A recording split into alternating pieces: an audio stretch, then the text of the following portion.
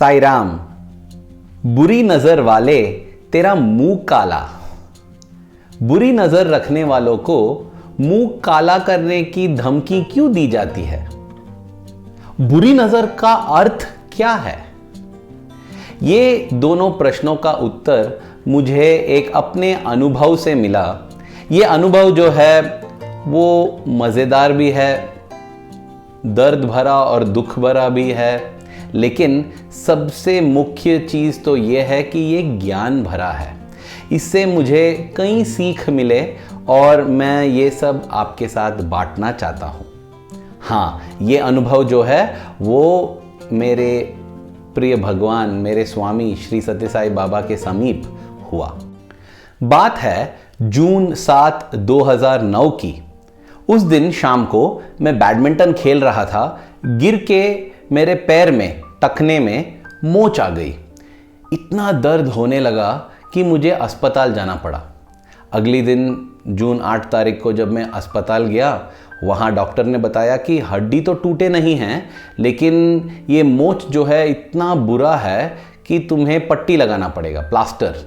तो फ्रैक्चर नहीं था, फिर भी डॉक्टर ने पट्टी लगाया और उन्होंने कहा कि अगले 4 हफ्तों के लिए ये पट्टी ऐसा ही रहना चाहिए, नहीं तो मतलब पैर ठीक नहीं होगा। तो मैं पट्टी बंधवा कर रूम में लौट गया और दोपहर के समय मैंने सोचा कि थोड़ा देर आराम कर लूँगा। और जब मुझे नींद लगी ना, स्वामी आए सपने में। लेकिन ये जो सपना था उतना मतलब आनंद भरा सपना नहीं था, क्योंकि सपने में मैं स्वामी के पीछे जा रहा था और सपने में भी मेरे पैर पे पट्टी लगी हुई थी, मतलब वो मोच के कारण। और जब मैं स्वामी के पीछे जा रहा हूँ, ऐसा मुझे महसूस हो रहा है कि स्वामी मेरा मुंह देखना नहीं चाहते, क्योंकि स्वामी मेरे तरफ देखेंगे तो उन्हें ये पट्टी दिखाई देगा और ये पट्टी देखने से स्वामी को बहुत दर्द हो रहा है कि मेरे बच्चे को ऐसा हो गया करके। इसके कारण स्वामी नहीं देखना चाह रहे हैं। और इस सपने से मैं उठा और मैं रेडियो साई गया, जहाँ पे मैं काम करता था उन दिनों में। उसके बाद जब शाम का दर्शन का समय आया, मुझे लगा कि इस सपने के आधार पर मुझे अपना पैर स्वामी को दिखाना नहीं चाहिए। क्योंकि मैं ये मानता हूँ कि जो साई का स्वप्न दर्शन है वो सत्य दर्शन है। इसके बारे में भी मैंने एक वीडियो बनाई है, आप देख सकते हैं इस लिंक पर।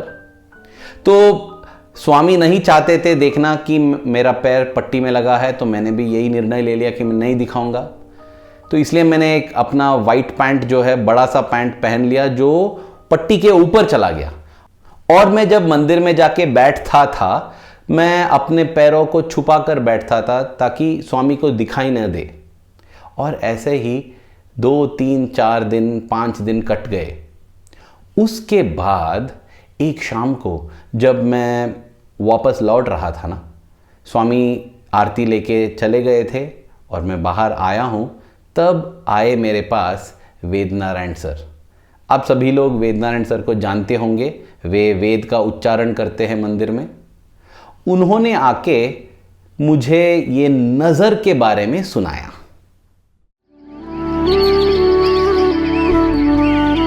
प्रेम स्वरूप लारा। मैं ऐसे ही लंगड़ा कर चल रहा था कि वेद नारायण सर आए और मुझे बताए, देखो अरविंद, क्या हो गया है तुम्हारे पैर को? मैंने कहा हाँ, मोच लग गई है सर, इसलिए। उन्होंने कहा ये कोई हड्डी टूटने का या मोच आने का बात नहीं है, तुम पर नज़र लग गया है किसी का। इसलिए तुम एक काम करना, जब तुम जाते हो तो एक पानी के बाल्टी में गर्म पानी डालकर उसमें नमक डाल दो, मतलब पथरीला नमक। वो नमक डालकर तुम नहा लो, इससे ये नज़र छूट जाएगा। अब उस समय मैं ये नज़र सब में विश्वास नहीं करता था। मैं सोचने लगा कि ये अंधविश्वास है क्या? ये मतलब बुरी नज़र, किसी की बुरी नज़र लग गई तो हमें बुरा होगा। किसी की बुरी नज़र कैसे लग सकती है? आज मैं जानता हूँ कि इसके पीछे एक साइंटिफिक एक्सप्लेनेशन भी है, एक वैज्ञानिक एक्सप्लेनेशन। अब देखो, हम सोचते हैं कि हम शरीर है, लेकिन स्वामी कहते हैं नहीं, यू आर नॉट 1 but 3, तुम एक नहीं बल्कि 3 हो। जो अपने आप को तुम समझते हो वो शरीर, जो दूसरे लोग तुम्हें समझते हैं वो मन, जो असल में तुम हो वो है आत्मा। तो हम सिर्फ शारीरिक रूप से सब चीज़ का देखते हैं, लेकिन मानसिक रूप से भी देखना चाहिए, आध्यात्मिक रूप से भी देखना चाहिए। जब भी कुछ अच्छा होता है ना, तो दूसरों को उनके मन में, उनके दिल में ईर्ष्या पैदा होता है, जलन होता है। उस जलन के कारण बुरी नज़र आ जाती है उनका, मतलब वो लोग सोचने लगते हैं कि अरे इसी को सब मिल रहा है, हमको कुछ नहीं मिल रहा है, ये बहुत खुश है, हम खुश नहीं हैं।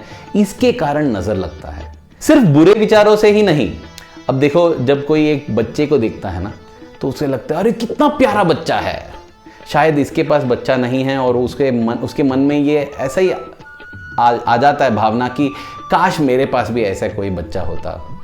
उसके कारण भी नज़र लग जाता है। कोई उद्देश्य या विचार बुरे नहीं हैं, लेकिन वो मतलब अंदर से एक तड़प है ना कि मेरे पास वो खुशी, वो सुख नहीं है जो इसके पास है। उसके कारण ना वो वाइब्रेशन आ जाता है, वो नेगेटिव वाइब्रेशन, उसी को बुरी नज़र कहते हैं। इसलिए बच्चों को ना जब छोटे छोटे होते हैं तो नज़र मिटाने के लिए एक तरह का काजल का मार्क लगाते हैं हम लोग, काजल गले पे या सर पे, कहीं पे। उसी प्रकार स्वामी का भी नज़र उतारते थे भक्त। मतलब स्वामी को कोई आवश्यकता नहीं है, लेकिन वो नारियल लेके उल्टा ऐसा घुमाते थे, मतलब एंटी क्लॉकवाइज, उससे नज़र उतारने के लिए। क्योंकि भगवान को भी देखकर सभी लोग को लगता था ना, कितने सुंदर है भगवान, कितने शक्तिशाली है, कितने ये है, मतलब ऐसे भावनाओं से कभी कभी बुरी तरफ से भी चला जाता है। लेकिन उस दिन जब वेदनारायण सर ने मुझे ये बताया, मैंने मन में उनको नकार दिया और मैं आगे चलने लगा। कुछ ही दूर में चला था कि मेरे पास आए एक और मेरे टीचर, भाग्या सर। उनको भी मैं बहुत रेस्पेक्ट करता हूँ, वेदनारायण सर की तरह ही। वे आके मुझसे पूछे, अरविंद क्या हो गया? मैंने कहा कुछ नहीं सर, थोड़ा मोच लग गया है। उन्होंने कहा ये मोच नहीं है, किसी का नज़र लग गया है। अरे बाप रे! जब मैंने ये सुना ना, मतलब दो लोग जिनको मैं रेस्पेक्ट करता हूँ, जिन पर मुझे बहुत भरोसा है, दोनों लोग 5 मिनट के अंदर आके वही चीज़ बताए हैं कि नज़र लग गया है। तो मैं सोचने लगा कि हाँ, ये कोई कोइंसिडेंस नहीं है, हाँ ज़रूर किसी का नज़र लगा होगा, नज़र में कुछ शक्ति है और यही मुझे स्वामी बताना चाह रहे हैं। ये सोचते सोचते मैं गया स्टूडियो, बैठ गया अपने चेयर पर और स्वामी का फ़ोटो लगा हुआ था। और मेरे पास एक और समस्या खड़ा हो गया था। अभी क्या है ये समस्या? कुछ दिनों में एक मंदिर में प्रोग्राम होने वाला था। अब प्रोग्राम के लिए मुझे फोटोग्राफी करना है। मैं कैसे करूं जब मेरे पैर पे पट्टी लगा है? हाँ, पट्टी के साथ भी मैं चल सकता हूं, लेकिन स्वामी को पता चल जाएगा। मतलब शारीरिक रूप से स्वामी को सब पता है, शारीरिक रूप से स्वामी को पता चल जाएगा कि ये पट्टी लगा के आया है। और मतलब स्वामी मुझे सपने में बताए थे ना कि मैं देखना नहीं चाहता हूँ तुम्हारे पैर पट्टी में। तो मैं सोचने लगा मैं क्या करूँ, ये पट्टी का क्या करूँ, ये जो प्लास्टर लगा है। तब मैं स्वामी के फोटो के सामने बैठकर स्वामी से कहा कि देखिए स्वामी, ये जो हुआ है ना, ये नज़र के कारण हुआ है। आपने ही मुझे वो मैसेज भेजा वेदनारायण सर के द्वारा और भाग्या सर के द्वारा। तो ये कोई मतलब चोट की बात नहीं है, नज़र की बात है। तो आप नज़र को संभाल लेना स्वामी प्लीज़। मैं कल ही जाकर इस पट्टी को निकलवा दूंगा डॉक्टर से। हाँ, और मैं आपका सहमति चाहता हूँ, इसलिए मैंने 2 पेपर के कागज़ के टुकड़े लिए और एक पर लिखा कि पट्टी नहीं निकालो, दूसरे पे लिखा पट्टी निकालो, और स्वामी के सामने डाल दिया। और जब मैंने उठाया, उस कागज़ में ये था कि पट्टी निकाल दो। तो मैंने निर्णय कर लिया कि हाँ, मेरे पास स्वामी हैं, स्वामी नज़र का सब संभाल लेंगे, मैं ये पट्टी निकाल दूंगा, ताकि जब प्रोग्राम के लिए मुझे फोटोग्राफी करना है तो मैं पट्टी के बिना कर सकता हूँ। अब अगले दिन जब मैं उठा अपने रूम में, कमरे में, मैं उठकर मेरे गले में ना एक हार था, सोने का हार, जो स्वामी ने ही सृष्टि करके दिया था मुझे 14 जनवरी 2005 को।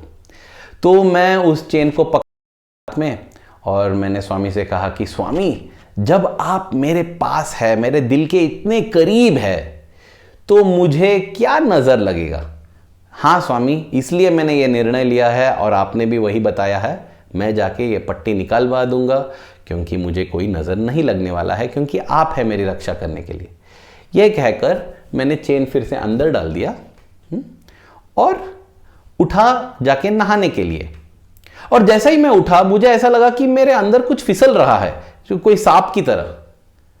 अगर वो सांप होता ना वो बेहतर होता, क्योंकि मैंने देखा कि ठक एक ऐसा आवाज आया और मेरा चेन जो गले में हार था ना वो कट गया था। वो कट के गिर गया और मेरे बनियन के अंदर था। मैंने निकाला, मैं देखा कि बाप रे ये हार कैसे कट गया। सोने का हार है, कोई धागे से नहीं बना है। अब मुझे डर लगने लगा। मैं सोचा था कि ये जो हार है ये मुझे दृष्टि से, नजर से बचाएगा, लेकिन ये जो बुरी नजर है ये इतना शक्तिशाली है कि उसने ये हार को ही तोड़ दिया। बाप रे बाप, मेरा क्या होगा। मैं घबराहट से भर गया और तुरंत मैंने अपने एक दोस्त को फ़ोन लगाया। मतलब इसको भी स्वामी ने एक सोने का हार दिया था और जब वो टूट गया था ना, ये जाके एक जवाहर से उसका मरम्मत कर लिया था, उसको रिपेयर कर लिया था एक ज्वेलर से। तो मैं इस लड़के को कॉल किया और इससे पूछा कि ये ज्वेलर, ये जवाहर कौन है, बताओ मुझे भी, क्योंकि मेरा भी हार टूट गया है। उसने पूरा कॉन्टैक्ट डिटेल्स दे दिया और मैं सोचा हाँ वहाँ जाके उसे ठीक करा लूँगा। लेकिन ना मैं सोच रहा था कि स्वामी को बोले बिना ये कर दूँ क्या। तब मैंने एक और अपने भाई को फ़ोन लगाया सुधींद्रन करके। जब मैं उससे ये पूछने लगा, उसने कहा कि हाँ तुम्हें जवाहर के पास जाना है, ज्वेलर के पास तुम जाओ, लेकिन एक बार स्वामी को बता भी तो दो, बता दो ना कि दर्शन में आज शाम को तुम बता दो। सोचा हाँ ठीक है, आज शाम को दर्शन में स्वामी को कैसा भी करके बता दूंगा कि ये हार टूट गया है। हाँ, लेकिन अगर बताने का मौका नहीं मिला तो मैं क्या करूं, ये सब मैं सोच रहा था। उस समय मुझे म्यूजिक सुनाई दी। इसका अर्थ यही हो सकता है कि भगवान आए हैं दर्शन के लिए। उन दिनों ना हर रोज सुबह को दर्शन मिलना निश्चित नहीं था। बहुत सारे दिन स्वामी आते ही नहीं थे दर्शन के लिए, तो आज सुबह आ रहे हैं तो मैं बहुत खुश हो गया। तुरंत मैं अपने एक दोस्त को बुलाया और उससे कहा कि तुम मुझे ले जाओ, मंदिर ले जाओ बस गाड़ी पे, क्योंकि मैं चल नहीं सकता ना। तो लंगड़ा लंगड़ा कर मैं गया, भजन हॉल के अंदर बैठ गया, क्योंकि मैं सोचा कि जब स्वामी इंटरव्यू या भजन के लिए आएंगे उधर पास में, शायद मुझे देखेंगे। और जब स्वामी पास आएंगे तो मैं स्वामी से ही पूछ लूँगा कि स्वामी क्या मैं अपना हार का मरम्मत करा सकता हूँ कोई जवाहर से। तो मैं भजन हॉल में बैठा था, तो जैसे ही स्वामी जा रहे थे ना इंटरव्यू रूम के पास, उन्होंने झांका और उन्होंने देखा। मैं उठ गया और स्वामी ने वो पट्टी देख लिया और स्वामी पूछने लगे क्या हुआ, तुम्हें क्या हुआ। अरे उनके आंखों में इतना प्रेम था ना कि मैं उधर ही पिघल। भगवान कैसे इतना प्रेम कर सकते हैं किसी से, क्योंकि भगवान का प्रेम जो है ना वो उसमें थोड़ा भी स्वार्थ नहीं है, इसलिए उतना प्रेम का महसूस होता है हमें। स्वामी पूछने लगे तुम्हारा पैर को क्या हो गया। मैंने कहा स्वामी पैर की बात छोड़ो, हार को क्या हो गया, ये चेन को क्या हो गया। ये चेन कट गया और मेरा चैन उड़ गया है। स्वामी पूछे कौन सा चेन, और वो ऐसा करके देखने लगे। मैंने कहा स्वामी अब वो गले में नहीं है वो हार, क्योंकि वो कट गया है, मेरे पॉकेट में, जेब में है, मैं दिखाऊं आपको। दिखाओ। तो मैंने अपने जेब से निकाला और मैंने स्वामी को दिखाया। स्वामी देखने लगे। फिर स्वामी ने कहा हाँ पॉकेट में रख लो, और फिर एक और लड़के से बात करने लगे। अब मैं सोचा इसका अर्थ क्या है, पॉकेट में रख लो मतलब ठीक है, मैं स्वामी से ये पूछूंगा कि स्वामी मैं पॉकेट में तो रख लूंगा, लेकिन क्या इसका मरम्मत तो करा लूं। और फिर से मैं उठा पूछने के लिए। स्वामी खुद मेरी तरफ देखकर स्वामी ने कहा बैठो ना, स्वामी तुम्हारे लिए एक और देंगे हार, हाँ बैठ जाओ। और फिर से उस लड़के से बात करने लगे। अब मैं सोचा स्वामी ने कहा एक और हार देंगे, लेकिन कब देंगे, तब तक मैं क्या करूंगा। ठीक है, मैं स्वामी से पूछूंगा कि जब तक आप मुझे नया हार न दे तब तक क्या इसका मरम्मत करा के मैं पहन सकता हूं। वो पूछने के लिए जब मैं उठा, स्वामी मेरी तरफ देखकर स्वामी ने कहा अरे तेरे पास थोड़ा भी सबूरी नहीं है तो रुकने के लिए, हाँ ठीक है ले लो। और स्वामी ऐसा करके एक और नया सा हार उन्होंने सृष्टि की और उन्होंने उसे मेरे गले पे लगा दिया। वही हार है जो आज भी मैं अपने गले में पहनता हूँ। हाँ, इसमें ना पेंडेंट में एक गणेश जी की मूर्ति है, जो गणेश जी खड़े हैं, मतलब दृष्टि निकालने के लिए, नज़र हटाने के लिए, उसके लिए एक दृष्टि गणपति है। मुझे लगता है वही गणपति ने स्वामी मेरे लिए बना के दी, और स्वामी मेरे गले में डालते हुए स्वामी ने कहा, ये मजबूत रहेगा, ये टूटेगा नहीं, तुम बस अपने हृदय में प्रेम रखो, प्रेम रखो, प्रेम रखो। और ऐसे स्वामी मुझे कहकर स्वामी ने मुझे भेज दिया। बस उसके बाद मैं वहाँ बैठकर रोने लगा। भगवान यही करते हैं, हम रोते हुए स्वामी के पास आते हैं, लेकिन जाते समय भी रोते हैं। फर्क इतना है कि पहले वो है गरम आंसू, दुख भरा, और बाद में जो है वो शीतल आंसू है, आनंद के आंसू। उस दिन मुझे 2 सीख मिले।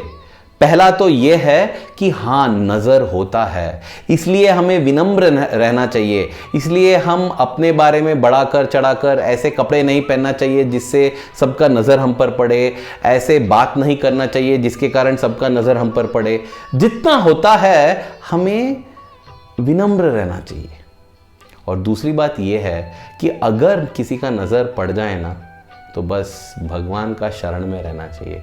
हमें मालूम नहीं कब किसी का नज़र पड़ेगा, इसलिए हर क्षण हमें भगवान के पास रहना चाहिए, भगवान के शरण में। क्योंकि अगर भगवान का अनुग्रह है तो नवग्रह भी हमारा कुछ नहीं बिगाड़ सकते। बस यही प्रार्थना के साथ कि स्वामी, हर क्षण हम आपके शरण में रहे, और हर क्षण आपके प्रति हमारे दिल में जो प्रेम है वो बढ़ता ही रहे। धन्यवाद। जय साईं राम।